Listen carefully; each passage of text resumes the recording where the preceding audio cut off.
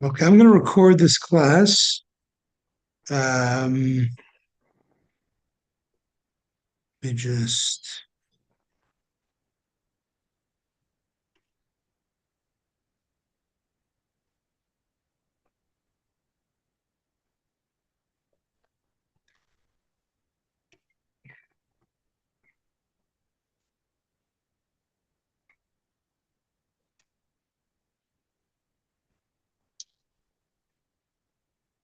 Okay, thought I was recording it, but okay, let's get started. I'm trying to see how to make the view.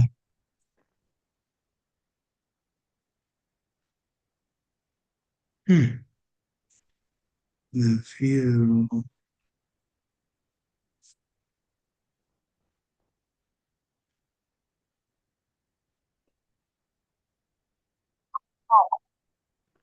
Oh, so now we're hearing the.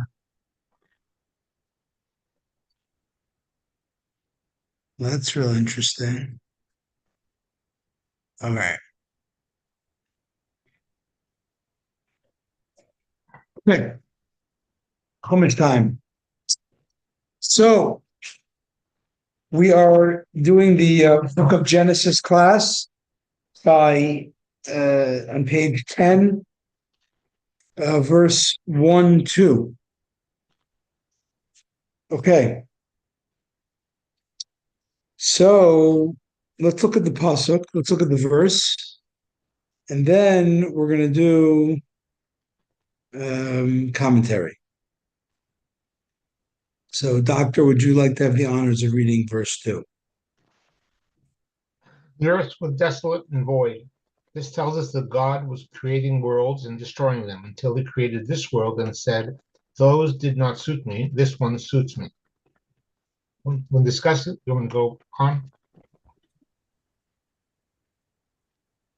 Sorry, you broke up. Yeah, did you want me to go on? Oh, no, no, that's good. That's good. Okay. No, I'm talking 1, 2 of the verse. We're talking, go to page 11, I'm uh, sorry. verse 2. I will do the commentary on the verse. Commentary on the verse. Yes, So, I'm no, not so sure. go to the top of 11, page 2, verse 2, top of 11. Okay. You're talking from and the earth? Is that where you're going from? Yeah, and the earth was desolate. Yeah. And the earth was desolate and void, and darkness on the face of the deep, and the Spirit of God hovered upon the face of the waters. And God That's it. We'll stop there. So the Hebrew is said, there va'aretz. shall be light, and it was light. Yeah. So the Hebrew is va'aretz and the earth. Haisa sayu vavayu. Tohu vavohu. It was desolate and void. V'choshech al pnei tehom. Darkness on the face of the deep. V'ruach Elohim. And the spirit of God. Minachefes al pnei hamoyim. Was hovering on the face of the waters. Okay, which is just a very dramatic way to talk about, the setting. I would like to take the opportunity to look at the lexicon on page 10 and let's translate. So he gives you the basic words, but let's go to um, lexicon. So the words tohu vavohu, tohu and vohu. Onkelos translates empty. Rashi translates as astoundingly empty. Targum Yerushalmi. These are old Aramaic translations. The first times the Torah is translated. We have uninhabited and lifeless. Sadia Gaon, 9th century, something like that. Filled and covered with water. Nachmanides, 10th century, primal matter and primal form. And the Talmud says Tohu is a green line that encompasses the world, and Vohu are whetstones sunk in the deep. Talmud. And this is a very important one. The Arizal, the master Kabbalist in the 15th century, said, or in the 16th century, the primordial world of Tohu, which we're going to talk about. That's a whole appendix on page 608 to 611. Okay. Ruach, there was a wind. There was a spirit. So the spirit of God, they also mean the wind or breath of God.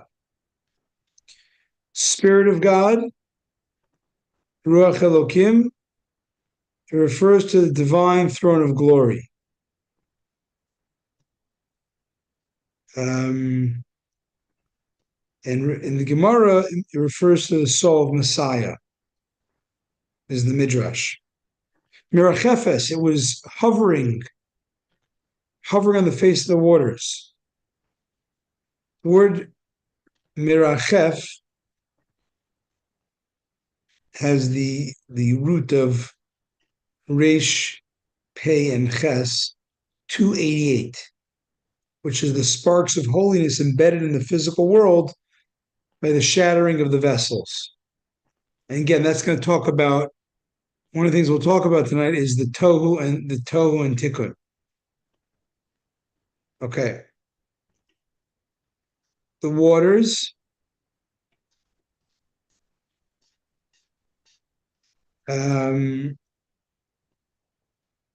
This Hebrew now, the Hebrew now always comes in the plural form. Mayim, waters. Okay. So that is that. Let me just get my coffee quickly.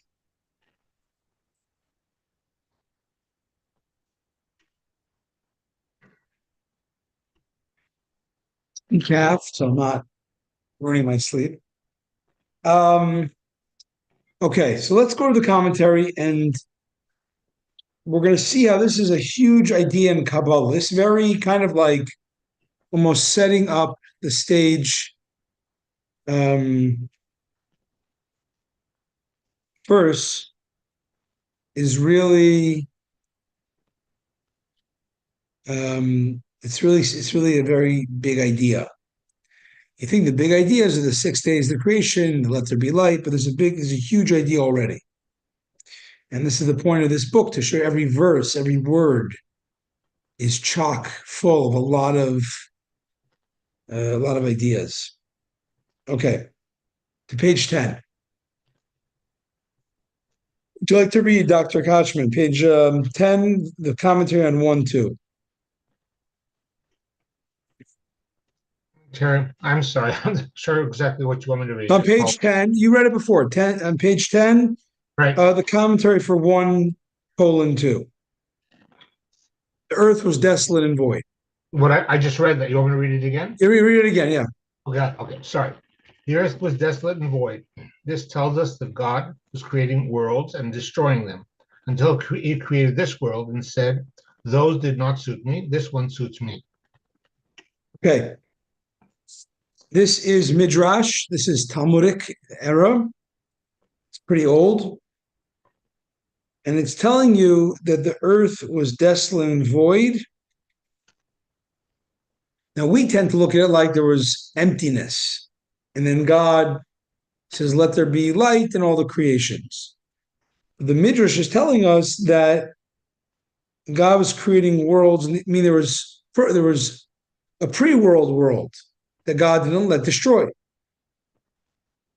And this is going to lead us into the idea of the world of tohu, the world of chaos. So before we get to there, we're going to go to the appendix for that. We're going to go to the next commentary, the next paragraph, which is from Moshe Cordovero and the Shalom. Got the exact time they lived, but medieval ages or something like that, or 1400s, 1500s. When discussing the different stages in God's emanation of worlds and spheres of reality, which Kabbalah talks a lot about, we need to bear in mind an important distinction between our physical world and the higher spiritual realms. In a physical, time-bounded world, change and progression mean the previous state no longer prevails.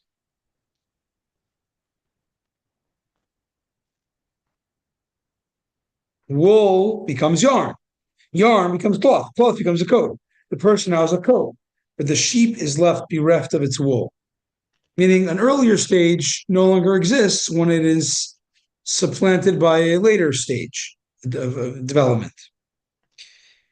Not so with spiritual evolution, where all stages exist simultaneously, each on its own plane.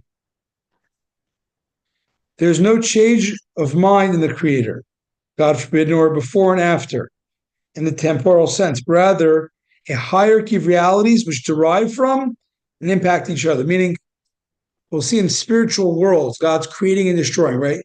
It's not like, oh, scrap this, now let's start the new good one. It's a reality that had to exist and continues to exist, but a later reality becomes existing in God's reality alongside the earlier reality as well. So the earlier doesn't go away. It's more about proceeding in concept, but the concept existing even after the later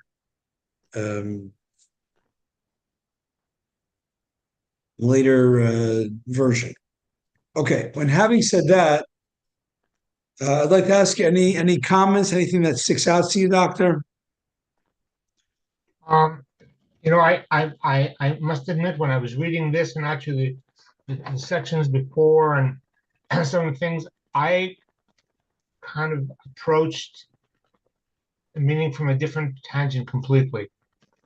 In that we assume Torah was given to man, and the whole description and everything was for man. So, and when it says in the beginning, God created heaven and all this, but what is beginning? Beginning is time, and we're assuming that time has a meaning to Hashem. I think time means something to us. We have a beginning, we have a middle, and we have an end. But if Hashem is everlasting and continuous, absolutely, and that's what the name Hashem, the full name, the holy name Yud Kei Vav Kei. It's a contraction of was, is, always will be, meaning time is not, while it exists on some level, its God is not limited or determined by it. So if you extend that thought, then the fact that all the things that were and all the things that are now can go on simultaneously in God's mind, in God's world, well, if you want to call it world, but our perception is only the limited, we have a beginning, a middle, and end. But everything, so past and future and present is maybe simultaneously going on in the spiritual or a higher level. But we can't understand it, but it's going on. I mean, all this is being given to us so that we can understand it. But in fact, everything's going on all at the same time. I mean, that's a very basic way and true way of looking at God versus man, that God is not limited by our perceptions and realities. God creates those perceptions, realities, but is kind of beyond all of them. So that's a very important, kind of notion to have, that God is not like a bigger version of man. God is beyond the system and creates the system and chooses to be above and within the system, but is not limited to the system that he creates and begins. But once we're discussing, the book of Bereshit is in the beginning. I mean, it is discussing once God made a system. I mean, just using my own words. The system we call the universe, right? The world. And the process to make that system, it describes. What I think is novel in this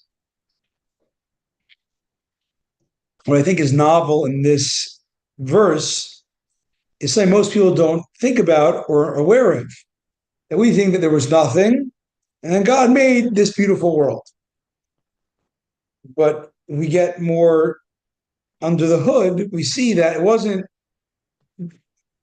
putting time aside, it's more sequential in concept. But in God's process, there's a pre-world world, which had to be created and destroyed to then have the world as it is now.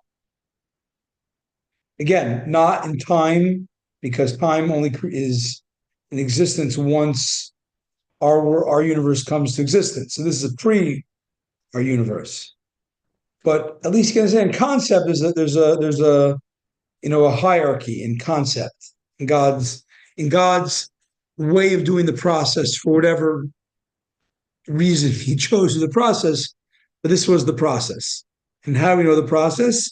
Well, it's alluded to in the Bible, in the Torah, in the verse, and it's elucidated in the Midrash a little bit, which we believe is the oral Torah, meaning is the interpretation, the unpacking, the unpacked commentary that came along with the Torah to Moshe. And it was further elucidated by the Kabbalists, there's also a belief that Moshe was aware of ultimately what became the canon of Kabbalah.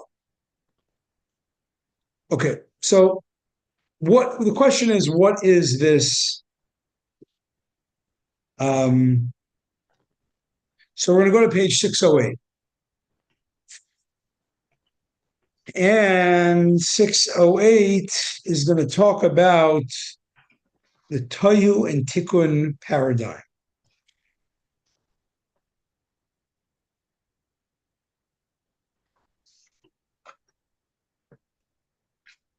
Do we have the same pages? Is it 608 by you? Yes. So I have a version 1 copy of the book. I didn't realize. But I think it's the same pages. Yeah. Okay. So I'm going to read, maybe I'll paraphrase. It's big ideas. It's fascinating because you're getting into, this is, kind of a very readable Kabbalah essay, which means we're getting to understand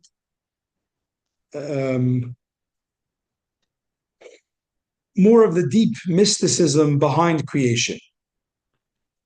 Again, it's not adding, it's definitely alluded to, as we'll see, it's alluded to in the verse we read. The Kabbalah, as an oral tradition, really expanded it and analyzed it a lot. So let's see.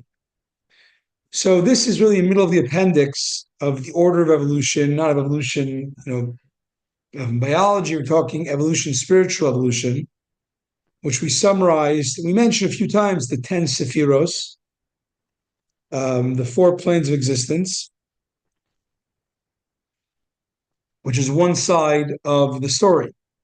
And that you can read yourself, page 600 till 608.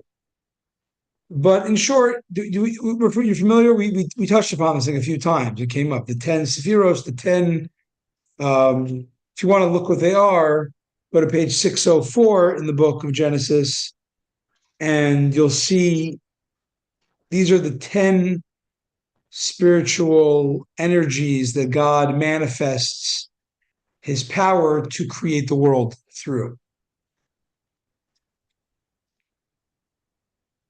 The 10 stages of creation. Did we talk about this? I forget. Yeah. Okay. And we're not going to get into the details, but that is the world. That is essentially the cosmos, the what do you call it? The inner genome of the world is the 10 sephiros, the spiritual DNA. It's God made up of those, or combinations, or different ratios of those 10 energies. Okay, but that's one side of the story. There is another darker and more volatile side to creation, a primeval cosmos in which the interaction of vessels and lights generates not an ordered progression of qualities and worlds, but chaos and destruction, ultimately the most potent forces in all of creation. Even as the first chapter of Genesis recounts the phased and ordered unfolding of the Seder Hishtalshalus, which is the 10 Sephiros, the spiritual evolution, the story of a more volatile creation peeks through between the lines. There's the enigmatic second verse, which we just read of Genesis, quote unquote, and the world was tohu, desolate and void, in darkness in the face of the deep, and the Spirit of God hovered upon the face of the waters. Which are Bavohu, again, we read that. We make reference. I'm pointing out that, it's when you read the source, and it's cool when it's referenced, you're like familiar with what it's talking about. Which Rabbi Midrash Rabbah understands as a reference to destroyed worlds of a pre-creation universe. And I'm going to skip. I want to skip. Good. There's an allusion in the letter Beis that begins the creation narrative that ours is a second version of the created reality and hints of creation's failed attempts. We did that. We did in the introduction to Bereshis. There was a section called "Failed Firsts" or false starts, and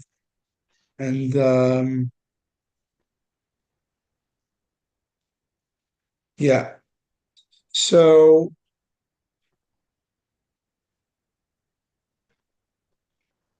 okay. So there's a lot of it's ours. The second version, meaning there's a first. What's the first verse? Is this world of tohu, not tofu, tohu of chaos, of desolateness. It's also that example of first failed attempts is in many parts of the Torah because it's mirroring the way God said. There's a failed version of the world, and there's the ultimate, the world that God made last. There's also the mysterious account in Genesis chapter 36, we'll get to there eventually, of the 8 kings of Edom who reigned and died in succession, for there reigned a king for the children of Israel.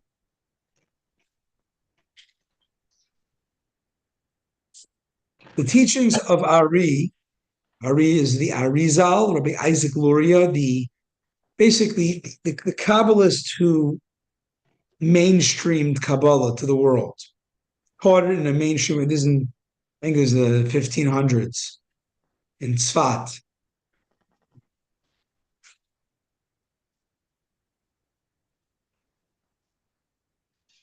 Okay.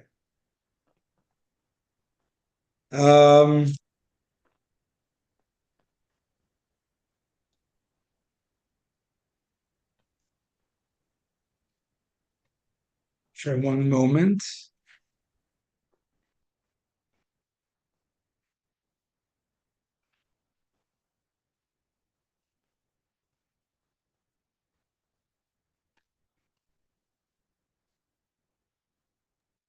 Okay.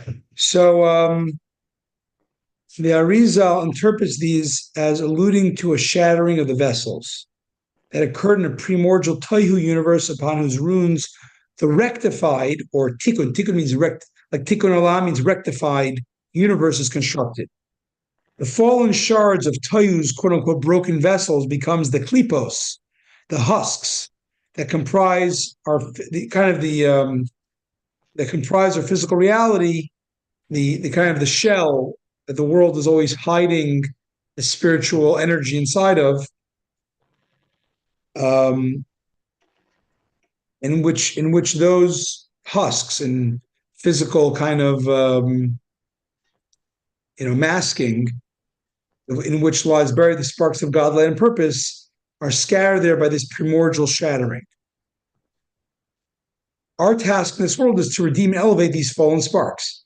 Every time we utilize a part of the physical world for a godly purpose, for example, we eat a meal, and the energy derived from it is to do a mitzvah, we liberate a spark from its husk and reunite to its source. So our world is really, I don't know if we talked about it yet, but it's a very common term in Tanya, and in general we use it a lot, called klipa. Klipa means a shell, a husk, like the shell of a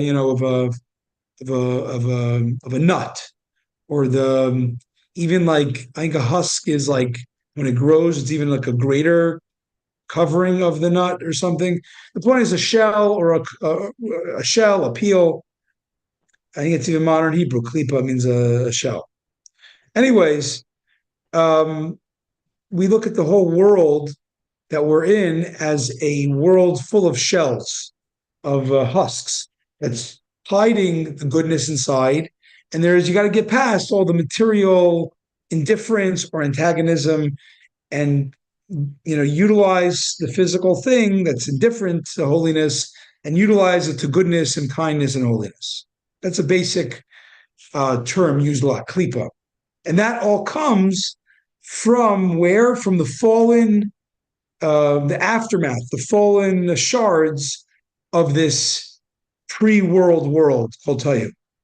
So we're going to get to why, we'll explain in a few minutes. The mystical shattering of Tayu is enacted on a number of levels. On one level, the world of Tayu, the world of chaos, pre-creation chaos, is a holy spiritual reality that precedes the physical universe, thereby laying the groundwork for the significance and purpose of the material world. On this level, the Tayu meltdown is not an event in physical time, as physical time came into being with the creation of the physical world, but an event that precedes the tikkun reality in the conceptual sense.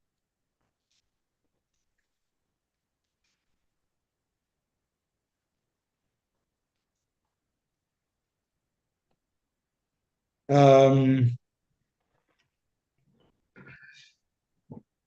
on this level, the Tayu meltdown is an event in physical time, an event that precedes the tikkun reality in the conceptual sense. So that's why I said again, it's not time, but it's a hierarchy in the process of God's process. On another level, the 6 days of creation of the world of Tayu and the shattering of vessels was perpetrated by Adam and Eve's eating from the tree of knowledge. I mean, you see this cycle repeat itself from like, a kind of a very conceptual idea to like a real time, like the 6 days of the world, which was shattered and broken. That perfection was shattered by Adam and Eve eating the tree of knowledge. Now we have a new reality. So that's also kind of like a prototype that blew up, and now we have the sustained model that we're in now. So it's repeating the idea that existed before.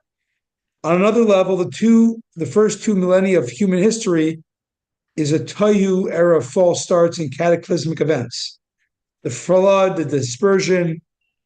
You look at history, we're now in the 6th millennia, towards the end of the 6th millennium, from the Torah's beginning of creation. But the first 2 were what happened? It ended up in a flood. Like it was basically a scrap. While God didn't, start over a new planet like in Venus, it's still this world, but God did wipe the world out and start over. So that was kind of a repeat of this idea of a prototype that blew up. And now the model afterwards, the world after, is a new kind of reality. And then what's the next? What was after those 2,000 years? The next was the next millennia. The Torah was given, and the world has been stable since then. Anyways, that's so. Any comments or observations? Any questions for this we did so far? And by the way, Doctor, if this is over yet, we're not usually going to do so much kind of Kabbalistic analysis. It's just, I think the first few verses are going to lead us to a lot of that. But once you'll see that having a basic Kabbalistic, like understanding of the glossary of terms, it sheds light on all of the Torah. But anyways, any questions? No, we're good. Okay. A world of extremes. So here's the deal. Why did God do it like this? Couldn't God have just, I'm sorry. What is this like Tohu creation and why did it shatter? What are the sparks of holiness that were the aftermath? And why do these embody potentials that the ordered chain of creation, the more tame, later model, the world of Tikkun. So the world of Tayu, pre-world creation, chaos blew up. And then there's Tikkun, the world we're in, a world of sustainability, of kind of balance. And let's explain those two terms. So Tayu and Tikkun, these two versions of the world, both consist of the 10 Sefirot. What were the 10 Sefirot?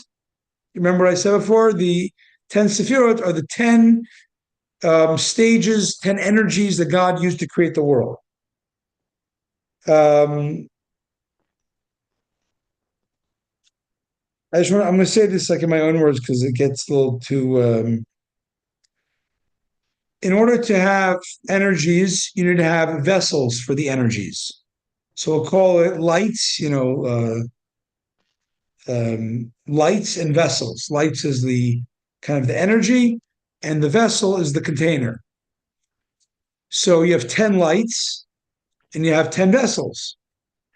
The question is, how powerful is the energies and how strong are the vessels?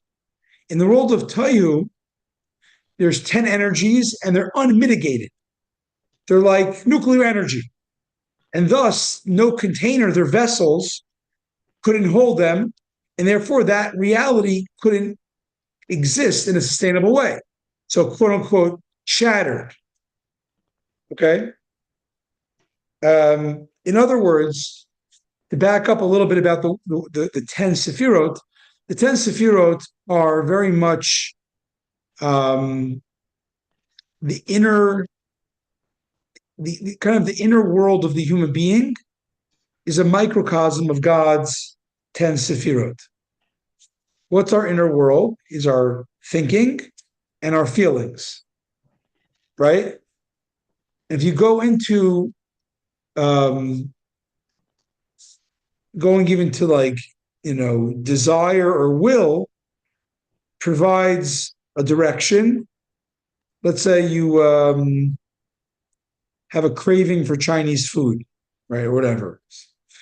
So the mind will then take that slight, attraction, desire, will, think about it, process it, and then if it's enough process, it'll result in a desire, a feeling, an attraction. So it's like inkling, there's intellectual processing, then there's a feeling. The feeling could be attraction in the case of a yummy food, or let's say it's something that I don't like. I don't like Chinese food. Let's say someone they don't like a certain food, and they want to stay away from it. So the seven emotions are I'll give you the first two are the main ones is love and it's not love, it's more like would be benevolence and then more introvertedness, so to speak, let's say. Like, extrovert expression and introverted kind of like holding back. So, and then the rest are kind of permutations of that. But the point he said like this is that in the world of Taihu, these 10 energies were so idyllic, they were extreme. So love was so much love, it had no room for another important emotion, let's say moderation or introvert or privacy. It was just unfettered love. And what's wrong with that? It gives an example where imagine, this is in the second column, a mother loves a child, her infant child, and she loves the child so much she crushes the child to death with her hug, God forbid, right? Because I love, it's unfettered, it'll be destructive. It'll do the exact opposite of love. And so too with, any emotion. So that was the world. These of Tayu, things were so unmitigated. They had no room for any other necessary emotions, energies that were needed to create the world, and B, they themselves they imploded because they became too much of themselves. Love, as we know it, is only good when there's respect. If you have love with no respect, you end up turning the person away, or right. So it's anyways. That is the difference of the pre-model. Was the same energies, but they were unmitigated, and therefore they had no room for anything else, and therefore that version blew up, so to speak, or it shattered, in the words of Kabbalah. In the world of Tikkun, our world has the energies, but the energies are much more mitigated, which means that love is never by itself. Love is really with respect. And respect has a certain element of love to it. So therefore what comes out? The love is not as intense, but it's sustainable. And the respect is not as standoffish intense, but since it has room for the necessary balancing emotion, it can continue. And that's the complexity of the world, how these energies these 10 primordial energies are a little more toned down so they can work together to create the necessary tapestry of this world. And the key ingredient to understand why these emotions, these emotional energies, these cosmic emotional energies, why are they toned down? Why are they toned down and willing to cooperate with different types of energies? They have one important ingredient called bitul. Bitul means self-abnegation.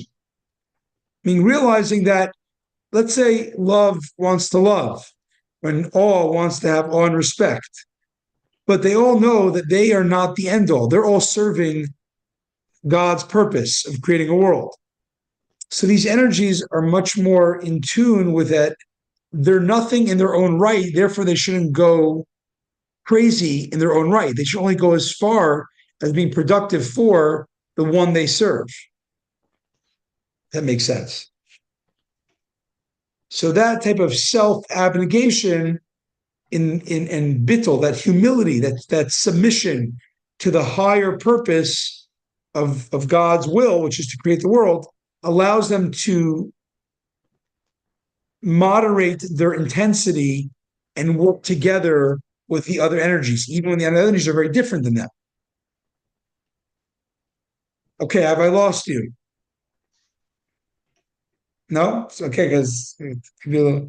All right, so here's the next part.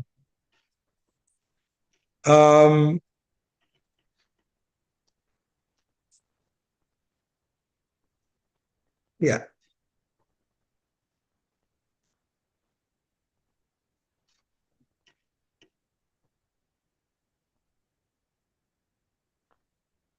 All right, so why Tayu? Why this world? So the question is, okay, that's how God did it.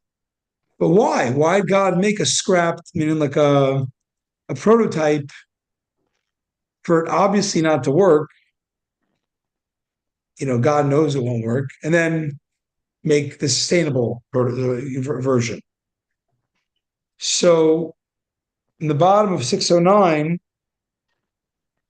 the answer is because the goal of creation, and this is a very very powerful, I think, aha moment. It's not that God scrapped Tohu and then said, I'll try version 2. God really wants both versions.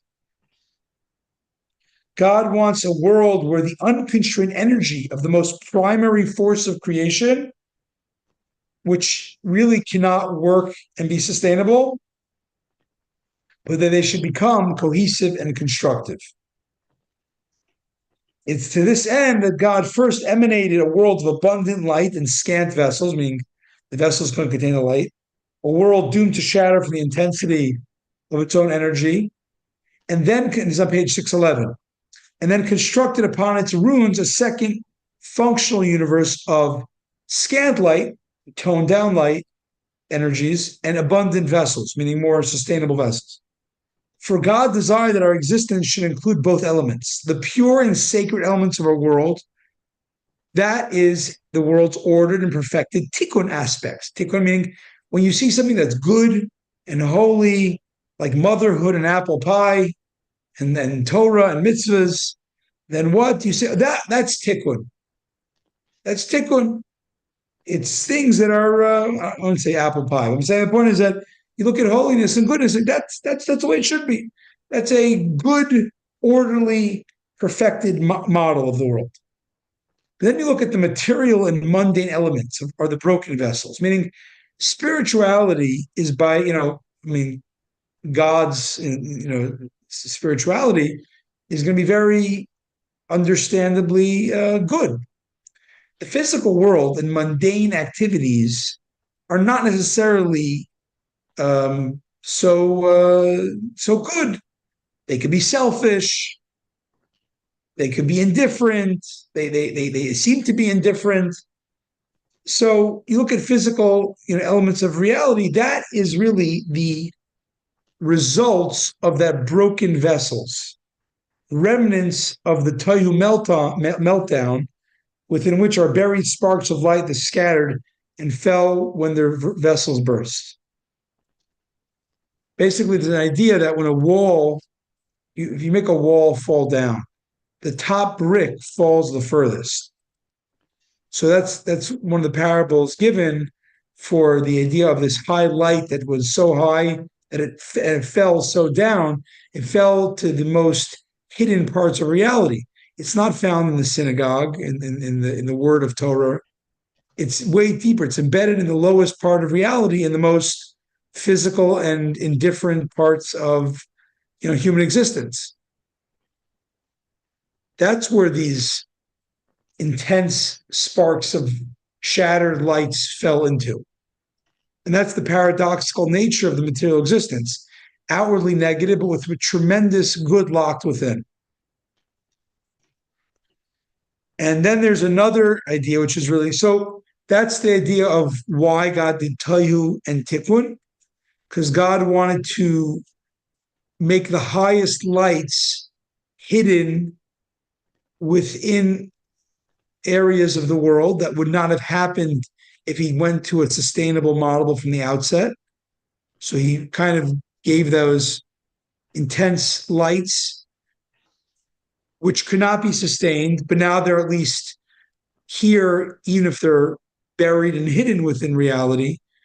And now we can deal with them, in the proper work-life God balance and take them out of our mundane activities, our money, our exercise, our eating, and so on.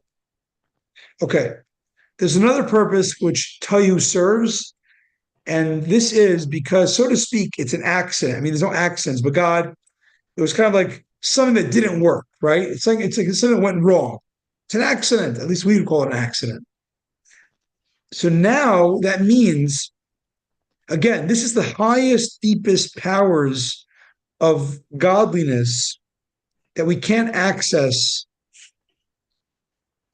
in a linear model.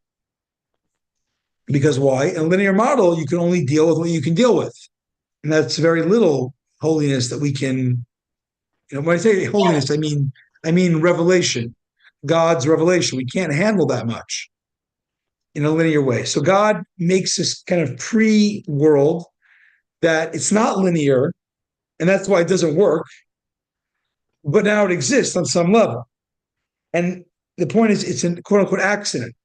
So now, when we extract holiness and we extract the deep sparks of Tohu that were hidden in the physical reality, every part of physical reality that we deal with, when we control it, we don't let it control us.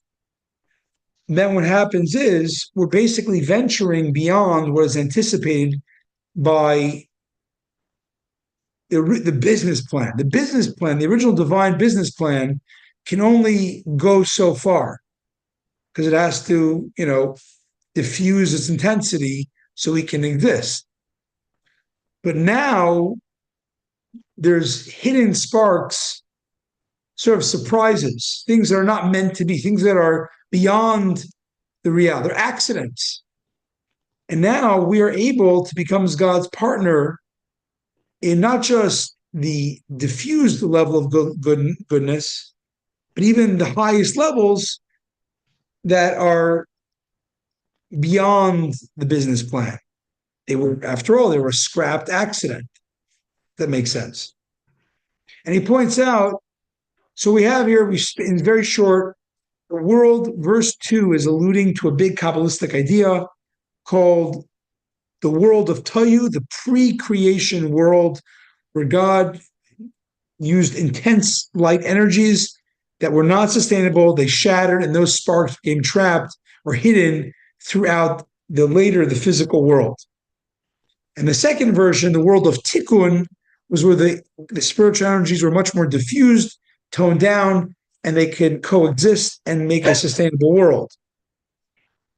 But he says this idea happens a lot of times. This theme comes up a bunch of times in the Torah. For example, the emergence of the era of Abraham after the chaos of the flood in the Tower of Babel. Right, the first 2,000 years were an epic failure.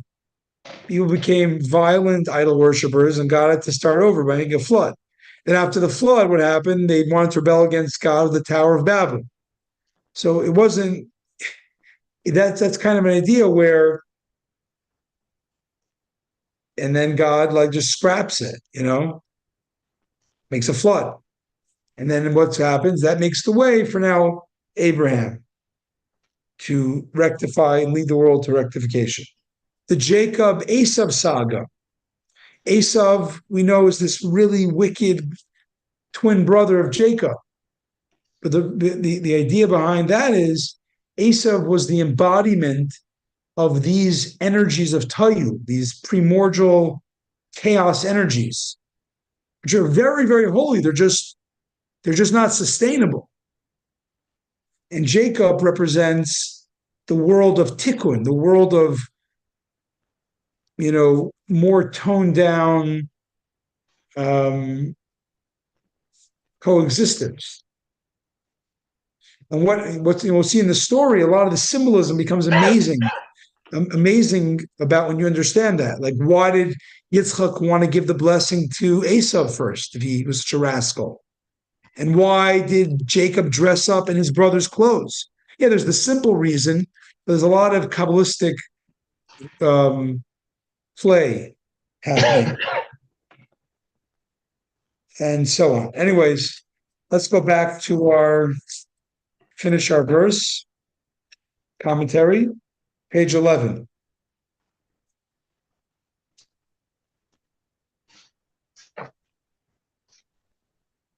I think in a very simple way today, we see, the world, there's opioid, epidemic, fentanyl, and all these things are, there's really, Carl Jung said about alcoholism, and this applies to any addiction, that in a very, very stripped down, in a very, stripped down understanding of what is driving the addict,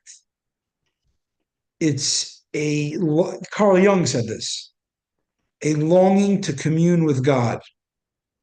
And he can't find it. It's a very sensitive type of person. And therefore they have to, they turn to substances to whatever, numb it or to get there or something like that. That's many ways the longing of certain people are very attracted to very, very sublime spirituality, and the world is not such a hospitable place for that, which sometimes drives behavior. But what do we learn is that we have to take some of that longing, that deep longing of the human spirit, which is beyond. It's not just like we're not just like sophisticated animals. We have a certain abstract power that's beyond anything, and I think that's in many ways a toihu longing or an indication. We just can't let that longing and that communion, longing for communion, you know, not let us lead productive lives. We have to then work to a life of tikkun. But my point is that there's a not dark, there's a wild side to us. Okay. 11. And darkness on the face of the deep. This is one of the 10 things that Alexander of Macedon inquired of the sages of the Negev. Which was created first, darkness or light? He asked the wise, he was a big philosopher, he wanted to know. And what comes first? Did God create darkness or light? And they said this question has no resolution. So what does that mean? Why they say there's no resolution? So let's see the way the sages through the ages explain. According to the commentary of the Akedah, darkness is absence. So when it says there shall be light, it's of God saying there shall be existence. So light is the first creation, as the first thing that God created is existence. So according to the Akedah, darkness, they should have answered Alexander the Great. They should have said, Alexander of Macedon was Alexander the Great. They should have said light was the first thing created. But it's not so simple. Because in the next part, we see there's two opinions as the nature of darkness. One, darkness is not an existence, but merely the absence of light, as we said. Two, darkness is an actual creation. As the prophet Isaiah quotes, I am God who forms light and creates darkness. Hence the query, they said it's a query without resolution in the Talmud. If darkness is but the absence of light, then okay, light came first. Since the concept absence of light has no meaning unless light already exists, right? So they could have answered light. Okay. On the other hand, if we hold that darkness is a created reality, not just the absence of light, then darkness preceded light, as is indicated by the verse. It was evening and it was morning. And I guess our verse also, darkness on the face of the earth, on the face of the deep. And then it says there was light. So which one is it? And in truth, both opinions are correct. For the second opinion is really an insight into the first. For our perspective, darkness is absence. But from the creator's perspective, everything, including absence and non-existence, was created by the source of all. I mean, nothing is just a byproduct. Everything is a deliberate creation by God. Even what we appear as just a non-existence, an absence of existence, no, even that is God made it. And it has its own purpose. And then he brings, and to finish the thought, from Rabbi Yosef Yitzchak of Lubavitch, the Rebbe's father-in-law, the question is not just theoretical, but it relates to our work in this world. If darkness is but the absence of light, then all we can do with the darkness in our lives to banish it or annihilate it by generating light. We can just get rid of it. Shine, be positive, shine light, and let the darkness melt away, because it doesn't exist once there's light. But if darkness is a reality, then we are charged not just to overcome it, but to transform it into a force for good. This is a fascinating idea, which, I think there is limits to where, we might see there's limits of where which bad can you transform, but, I'm just thinking like offhand, There was a story, O. Henry. He wrote the very short stories, like probably in the early 1900s or mid 1900s. I don't know, mid 20th century. O. Henry was a guy who wrote like stories that end with like a catch 22, like ironic. He was a master of the ironic short story. I remember there's a story, you can Google it, of there was a guy who was a thief, a burglar. And he was an expert at breaking into safes. But somehow he went to a new town and a new start, and he became a very, productive, respected citizen of the town. They didn't know of his checkered past. And the story ends towards the end. The bank manager's daughter locks herself in a safe, and he basically exposes his secret by breaking into the safe. Then he has to leave the town. Whatever. That's the irony of the story. But my point is, you could see actually a better story. They made a movie out of it. Catch Me If You Can. That's a real story that a guy who was a bank forger eventually became an FBI agent. So that's an idea of where you take darkness and you actually take the darkness. The guy was a check forger, and they made him into someone who upheld the law and actually became an expert of upholding the law in the FBI.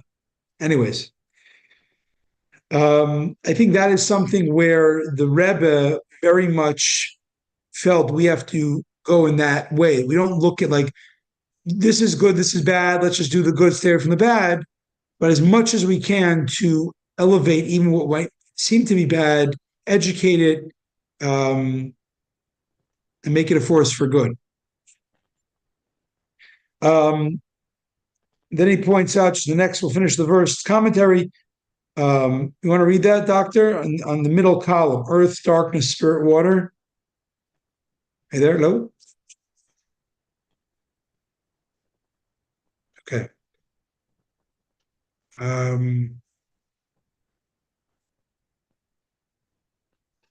And the darkness referred to is the invisible elemental fire.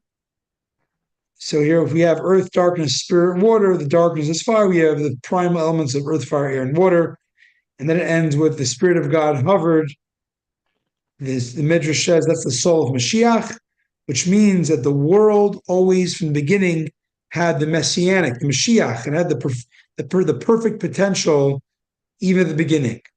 So that's one of the Midrashes, that this Spirit of God represents God's ultimate will, which is what a world of Mashiach. Saying that before the world was even created, God had the end game kind of